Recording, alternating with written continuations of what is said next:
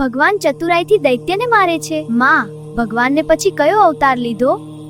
મહાન ભક્ત પ્રહલાદ, તેમના પુત્રનું નામ વિરોચન ના પુત્ર હતા બલિરાજા.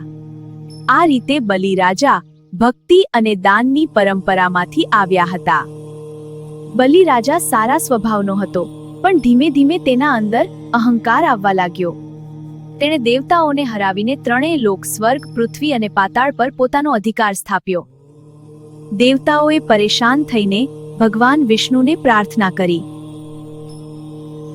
એક સમયે રાજા બળી યજ્ઞ કરતા હતા. યજ્ઞ થઈ ગયા પછી તેઓ દાન આપતા હતા.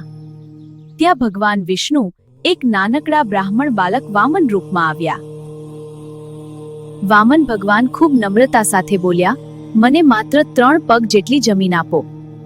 બલિરાજા હસ્યા અને કહ્યું, તમે તો નાનકડા છો, વધુ માંગો. પણ બ્રાહ્મણ વામનને કહ્યું કે મને 3 પગ જમીન જ આપો.